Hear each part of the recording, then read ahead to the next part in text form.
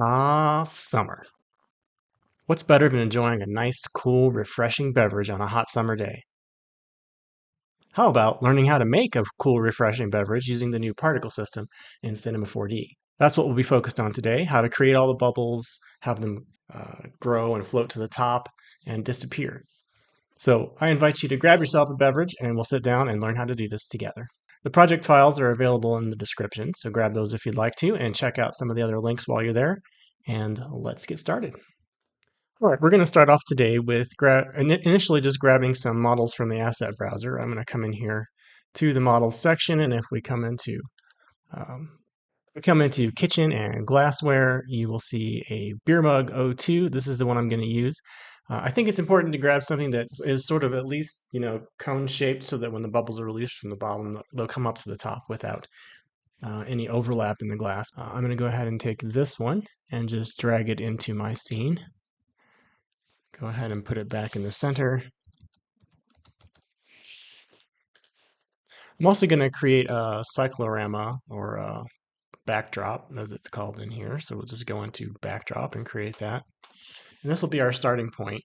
I think I want to kind of increase everything in scale because I noticed in practice that this beer mug is really kind of tiny. So I'm going to grab both of these things and just scale them up by a good amount, like maybe double in size. And the way we're going to do this is I'm going to grab the inside of this beer glass and use that as the beer itself and also as a way to replicate the particles along that mesh surface. So we can go ahead and close the asset browser for a little bit. And to do that, I'm going to use a polygon selection on the beer mug. And let's just go in here and grab this bottom ring. So I'll use my polygon selection tool and make sure that visible only is turned on. And I can grab maybe one or two rings here. And then I'm going to hit U, Y, U, Y. Keep doing that until I've selected the number that I want to select. And I think that's as far up as I want to go. And I'll have, the foamy head on top of that. So what I want to do is, while I've got this selected, I'm going to hit Control C or Command C on a Mac. Let's hide this and Control V. Sometimes I've had problems with this where the whole thing pastes in. And if that happens to you, you'll just have to inverse the selection after this point and delete the rest of it. But I've had this work many, many times correctly. I think the important part is making sure that you're still on your selection when you copy it and paste it in.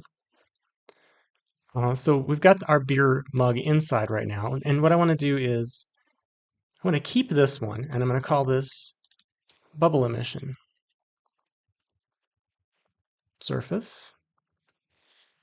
And then I want to duplicate this. So copy and paste it. And in this second one, I'll just call this beer. For the beer one, what I want to do is fill the polygon hole, right? So I want to first fill that polygon hole by right-clicking and saying close polygon hole. And let's make it do quads if it isn't set for quads. And click on that. I want to now optimize this. So I'm going to say Control A while I've got on my polygon selected, right-click, and select Optimize. And that should connect everything so that there's not any actual holes. And just to double check that that's true, I can use my polygon selection here and just click on one polygon and say UW select connected. And yes, indeed, it selected everything. The reason I'm doing that is now I can extrude this a little bit and have it overlap the glass just by a tiny fraction. And I'll show you what the difference is, right? So let's first just grab a beer material. If we go into our materials section here and select liquid, beer is the first one that shows up, so we can just drag that right on top of our object and delete the glass reflection and surface that was on there. So if I start an IPR right now, you'll see that I've got this beer surface on here. It's not rendering beautifully, so let's just go ahead and put a HDR object on here as well, or HDR map. I'll just come into my HDRs and find one that I think looks nice. I think I'm just going to choose this first one here. I kind of like the way it has these side lights that will come in. So I'm going to grab this one. And you can just drag this over here now in the more recent versions, 2024.4 and later, you can just drag these directly in. It'll create a dome light for you. Um, so our beer is looking pretty nice. Let's pump that up a little bit. Let's say 2. And let's go ahead and turn our beer back on and let us hide our beer immersion in surface here. So you can see what's happening right now with this render is it's not actually showing us the beer color inside of the glass. And that's why we're going to have to just extrude this a tiny, tiny bit, right? So after we extrude this, it's actually going to render and fill up the glass. And it's because of the way refraction works inside the glass. Having it overlap just a tiny bit, the glass surface on the inside sort of mimics like surface tension that would happen inside of a real glass. So let's do that. I'll turn off the IPR for a little bit, hide my mug again. I'm just going to grab all the polygons in here. Let's first actually reverse these normals. So, because the normals need to be reversed. And just to show you that this doesn't really make any difference, I'll go ahead and render again. Right, so here's with the normals reversed. So it looks a little bit more like beer in a glass, but now we're getting this weird polygon overlapping thing that's just not going to be what we want.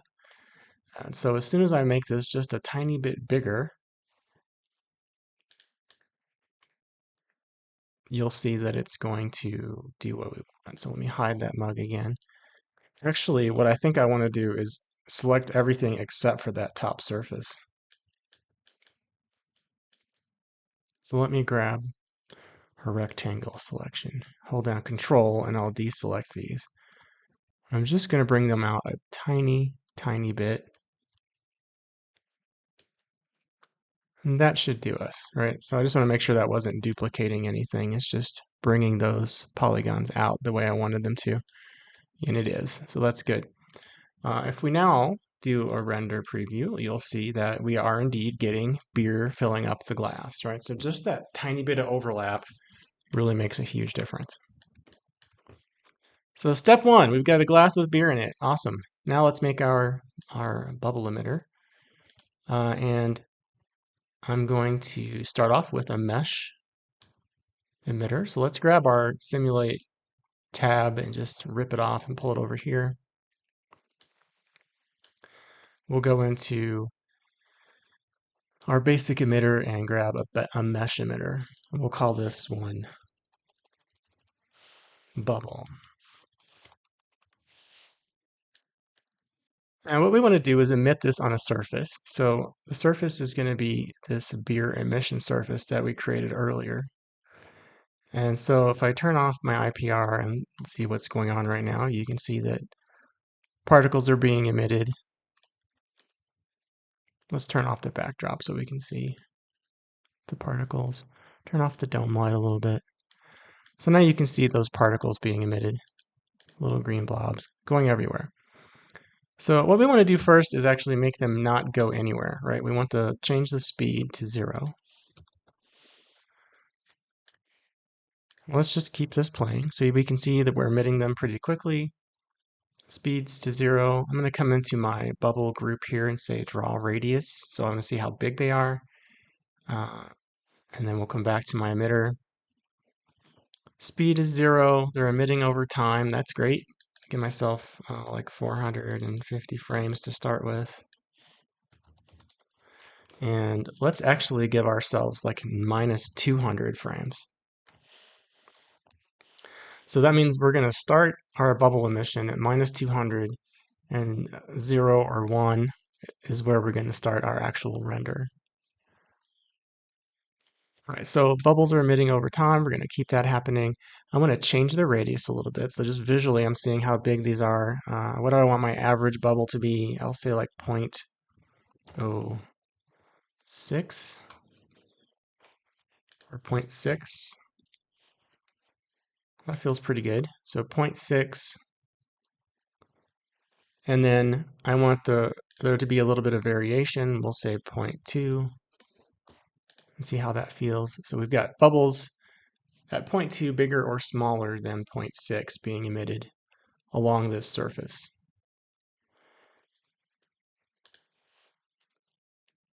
So that's working.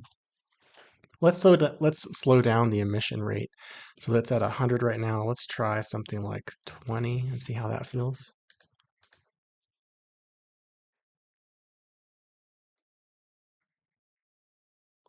I think that feels pretty good.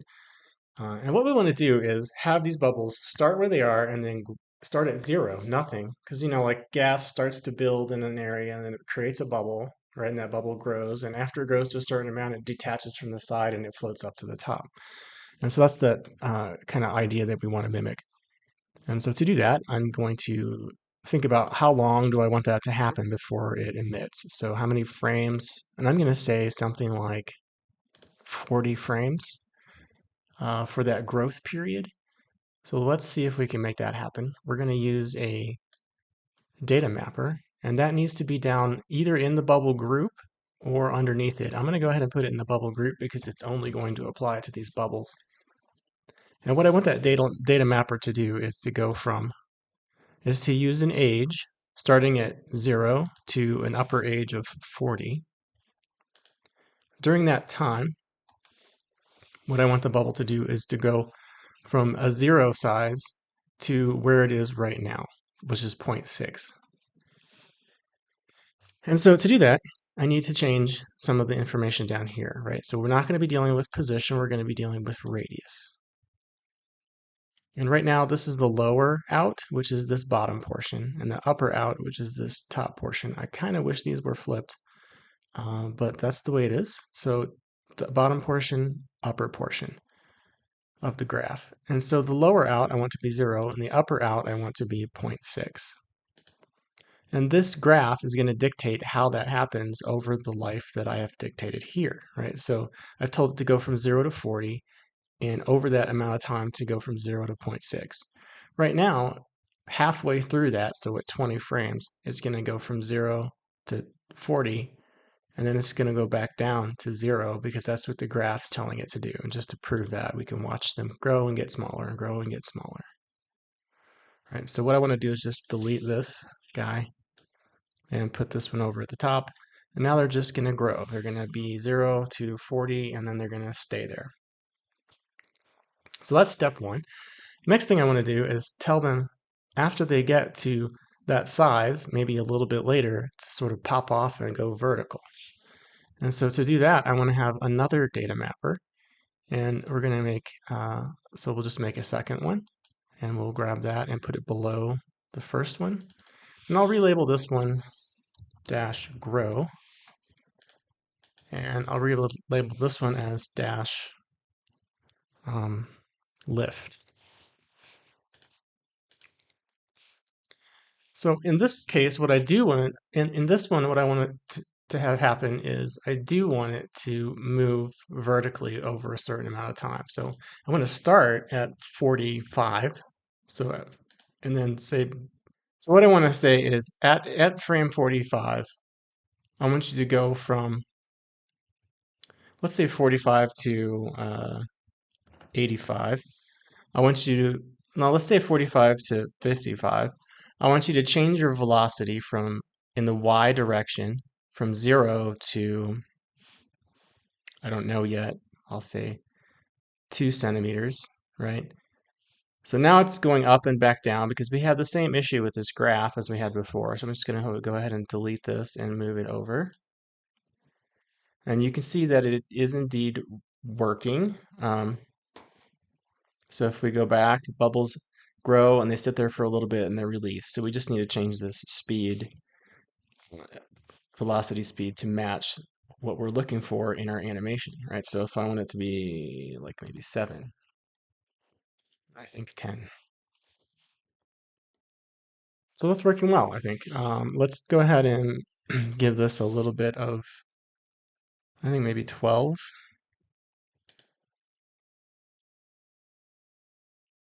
And this graph is this time variation is important because the bubbles don't like immediately start going up vertically, right? They have a little bit of time where they release and then they lift. So this space of time right here is determining, so it's saying like it's growing from 0 to zero point 0.6 in radius by frame 40, and then it's giving it a 5-frame rest, and then at frame 45, over 10 frames right now is how fast it's getting into its speed or velocity.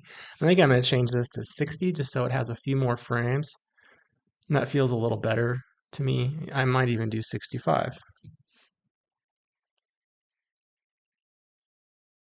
And that way they're kind of releasing, but there's a little bit of friction, like they're hanging on a little bit before they release. So we can come back from here in a little bit and make some adjustments to our bubble size. But let's do a quick render and just throw a material on these bubbles so we can see what that's going to look like um, in a rough way. So we've got all of our little green balls going up in the air right now. Let's go ahead and put a material on them. So I'll create a new standard material. We'll call this one bubbles. And all I want to do in this one is change the refraction index of refraction to 0.95. And I want to change the uh, transmission to 100. And that'll give us a pretty convincing bubble surface that we can throw on our bubble group. And now we have bubbles in our beer glass. Right? So it's doing a great job of mimicking that. Of course, we've got bubbles flying out of the beer right now, and that's not what we want at all. We want the bubbles to disappear as soon as they hit that top surface. So let's see how we can do that. One of the other things we can create in here is a kill. And for that kill, I want to add a condition, right? So I'm going to say field condition. So I'm going to make a field condition, pull it down here. And what type of field? I want to do a cylindrical field. I'm going to give it almost no fall off at all. So if we look at the remapping section here, there's inner offset, and I'm just going to go ahead and bring that to like 90 something, 96, 95. And now all we have to do is sort of reposition this field, make it the size that we want it to be. It doesn't need to be very big, it just needs to be bigger than the surface of the glass. So I'm just scaling this up, and I'm going to let it rest right on top there.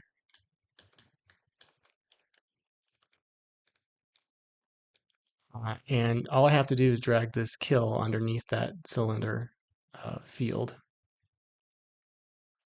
And that should be doing what we need it to. So now the bubbles are going to come up here and they're going to grow. And as soon as they hit that top surface, they're going to disappear.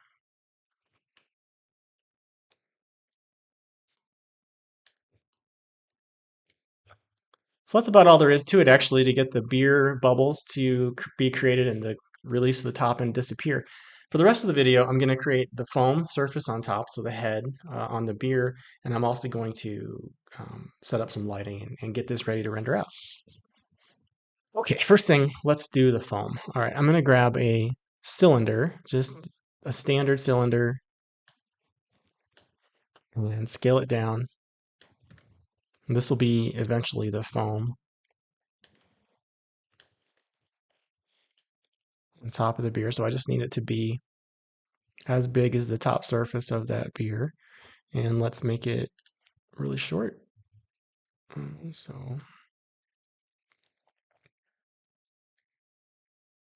that feels about right. Let's go ahead and give it a bunch of rotation segments and like maybe 16 height segments. So this is what the polygons look like right now. And we'll position that right down on top of the beer surface. I just need to scale it slightly. There we go. And we'll have it maybe even overlap slightly. And that should be good.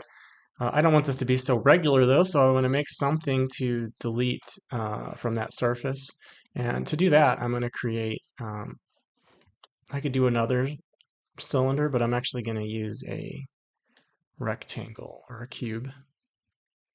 Let's hide our materials for a little bit. And that cube could be just a little bit bigger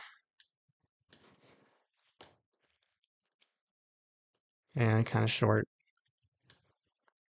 And what I'm going to do is just make something to chop away from the top of this. So I need this cube to have a bunch of polygons. And so let's look at the polygonal structure here and just create a bunch of polygons on top. So let's go like 50 by 25 by 50 and see how that feels. Cool. And what I want to do is add a noise on here. So I'm adding a displacer to my cube. We'll call this foam cutter. We'll call this foam. This displacer is going to have a noise channel on it here. So I'm just going into the displacer shading and I'm adding in a noise. And that's just going to make it all wonky, which is what I want, but not too wonky. So let's just give it a little bit less. So if we go into the displacer object, there's this tool right here that allows us to control the amount of distortion that we're getting. And what I want to do is bring this down a little bit so that it is overlapping everywhere. And maybe I need to just give this displacer a little less even. And maybe add a little bit in the shading of, or reduce the scale. So just play around with it until it's looking the way you want, and we'll see it in a second with more clarity. So I'll use a volume builder and build the foam and subtract the foam cutter in the volume builder with a subtraction modifier here. And of course we need to bring down the polygonal structure quite a bit, or the voxel size. So I'm just reducing the voxel size down. So now I'm looking at this and I'm thinking I need to increase that scale of the noise again. So I'm just going to bring it back up. It just needs to look natural. Like what does beer foam look like on top? The head on top, it can be varied. I think that's pretty good. And in our volume builder, let's go ahead and knock it down to 0.2 for the voxel size. And let's add a volume mesher and put that in there. Oops, I missed. So the volume mesher is creating a nice structure for us. I want a little bit more detail on there, so I'm just going to add in my volume builder a little, I'm going to knock it down to 0.1. And I'm going to add a smooth function on here. But I don't want to smooth it everywhere. I just want to smooth it on top. And so to do that, I'm just going to create a box field. I could do a cylinder field. I'll do or a linear field would work as well. And so let's do that. I'll use a linear field, scale it down a lot, rotate it 90 degrees. I missed. Okay.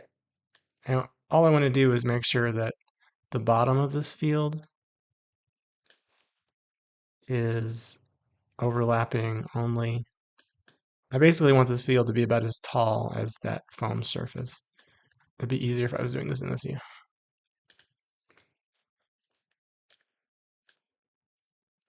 So I just wanted to go from doing nothing to doing almost everything.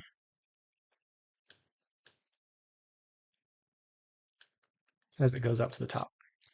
So it gives me a sharper point here at the bottom on the edges and then a softer, rounder surface at the top. That's what that was all about. I'm pretty happy with the way that's looking right now. All right, so now that we've got the sort of shape of our foam, the next thing I want to do is create another mesh emitter, and it's going to basically do a single shot of bubbles that I'm going to subtract from this foamy surface. So let's create a new mesh emitter, and we'll call this one foam emitter with its group. And basically what we're going to do is create this emitter using this volume mesher. And then at the end, once we get it looking the way we want to, we're just going to connect everything together and then delete all this other stuff so that we can play through our playhead smoothly and everything will be fine. So let us put the volume mesher in here for our geometry. And this emitter, what I want to do is I want to change it to shot. And we'll give it like 5,000 to start with. And under properties, I want it to be 0. I don't want it to go anywhere.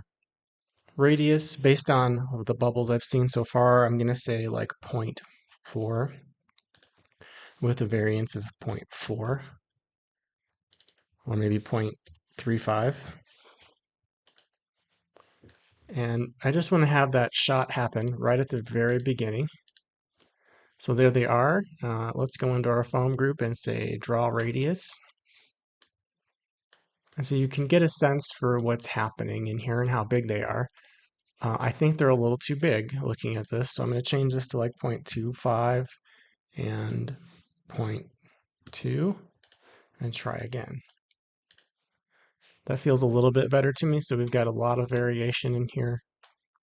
So right now these bubbles are all sort of overlapping, and I want to find a way to keep them from overlapping. And what I want to do is use the flock modifier to do that. So let's just go in here and select flock. And we'll grab this as a child of just our foam group, right? Because I don't want the flock to affect our beer bubbles. I only want it to affect the foam group. And that's the beauty of these groups being here like this. Let's make sure our flock, like if I just play right now, it's going to go crazy, right? They're just going to go everywhere, which is kind of fun. But what I want to do is I want to go ahead and keep the flock strength at 1, but I'm going to change the minimum speed to like 1, so they can't go very fast. And right now what that's going to do is this, right? So they're just going a lot slower. The flock tool is, the flock modifier is really fun to play with. I'm going to change the cohesion strength to 0, and I'm going to change the separation strength or separation radius to just 0.2, right? So that's how big the bubbles are on average. And so if I do that and hit play, they're just going to separate a little bit. And then they'll stop moving, right? So that's what I was looking for, just to get them kind of all separated a little bit. And I'm going to use this to subtract from my volume mesher. So if I come into my volume mesher now, and under my foam volume builder, if I come and drag my foam group into my volume builder, and I change the volume builder foam group to be, I'll drag it down underneath smooth, I'll change it to subtract, and now that is going to subtract the foam group, maybe actually do it after smooth. And what I'll do now is just kind of step forward. And I might need to increase, it's seeming like the radius is not actually affecting it. So I think that this foam group particle size, I need to check use particle size. And now the radius of the particles is actually doing something.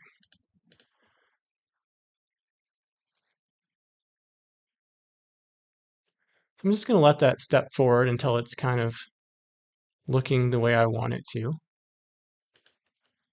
And I think that's pretty good.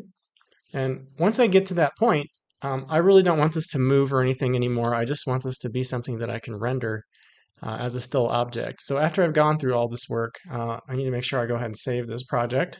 I think I'm just going to save an incremental version of my project just so I can always go back if I need to. It's just a good way to sort of set yourself up so you can always go back to something. And what I want to do is say, from my volume mesher, I'm going to say connect objects and delete. And that will leave me with a single volume mesher. And at this point, I can actually turn off my emitter. I can turn off this field. I can keep everything else. So if I go back now, I just have a single foamy head sort of thing that I can use with bubbles coming up. So that's how I've created my foamy head on top of the beer. And I think I just want to kind of make a simple material. I'm going to drag my bubble material down here and call this one foam. And all I'll do is make it white. I'm going to make it pretty rough in the reflection properties. And then for transmission, rather than it being 1, I'm just going to do like 0.8. And I'm going to put that on my foam. And I'll do a quick render test here to see how that looks. So because it has bubbles inside of it and it's got a lot of holes and things like that, I think that's going to work pretty well. I can come in and modify the amount of thickness and all of that as I go. Okay, let's go ahead and turn our backdrop back on, set up some lights, and get our rendering started here. All right, let's make a material for our little cyclorama or backdrop. And I'll make it a little bit orangey. Kind of want that reflective surface on there. Add a couple more lights in here. So turn our dome light back on. So now our dome light's giving us this nice, beautiful reflective quality. I think I might want to rotate it a little bit just to get those lights doing something a little better. And let's zoom in a couple of times and see. So I think I'm going to increase the resolution or increase the opacity on the foam here. So under transmission, I'll bring it up to like 0.9. Or maybe I want to bring it down like 0.5. So I'm trying a few. I think I like 0.6. And I think I want to set up a. I'm actually kind of digging the way it looks right now. I might just leave it as is and maybe just set up a single backdrop light. So let's do a area light.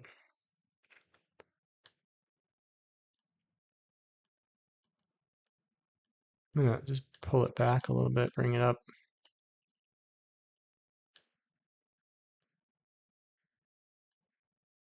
So at frame 0, we'll start right here, and let's go ahead and create a camera. And we'll look through that camera and keyframe it right there.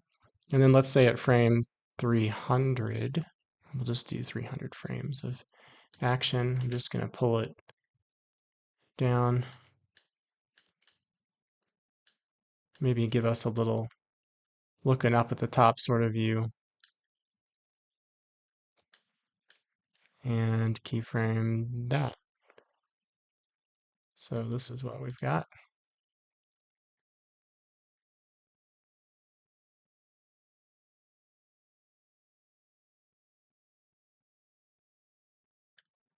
So I like it easing out at the top, and I think at the bottom I want it to just be a full-on pan up. So I want to edit my dope sheet here and look at my F curves for my camera. And we should just be able to do the Y. Zoom out a little bit. And I'll bring that back to the 0 point. Might as well do it for all of them. I'm just going to do X, Y, and Z just to be safe. I don't think I moved it in any of those directions, but in case I did, I'm holding down Control while I drag this back. And so now we're starting off at a full-on pan at frame 0, and then it's going to ease out as we get to the top. Just wanted to add in one quick addition about setting up your files to render when you're working with particles and using a sort of padding in the front here. So I've got 200 frames starting at -200 before I get to 0. And in order to actually get that to render out well, you'll need to cache it. And so if you just select your group for your emitter that you want to cache and go to the Cache tab, you can click on Cache mode and cache your scene. But before I click cache scene, I want to make sure I have offset a -200. And doing that before I click this button will allow me to cache the simulation so that when it actually plays through, it'll allow me to start at 0 and have my particle simulation be accurate at that point. So I just wanted to add that in there. So here's what we have for our final render of the beer animation with the effervescent bubbles coming up. Looking at it now, I feel like I made the bubbles just a little bit too big. I might come back and shrink them down if I did this again and continue working on it. So I hope you've enjoyed this video. If you have, please like and subscribe to my channel, and I'll see you in another video. Cheers.